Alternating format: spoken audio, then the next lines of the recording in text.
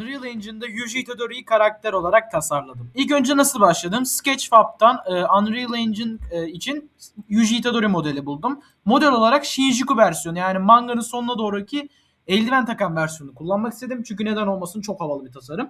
Sonra bu karakteri FBX olarak indirip Acurig adındaki uygulamaya, ki bunun ileride bir tutorial videosunu çekeceğim, Acurig'den iskeletini ayarladım. İskeletini ayarladıktan sonra Unreal Engine'e taşıyıp bir animation blueprint'i ve aynı zamanda combo blueprint'i ve bir özel bir şey olarak R'ye bastığında aura, ellerindeki o Jujutsu aurasını aktif eden tekniği yaptım. Kısaca böyle. Eğer ileride istediğiniz bir anime karakteri olursa lütfen yorumlara yazın. Onu da böyle ekleyebilirim ya da yapabilirim.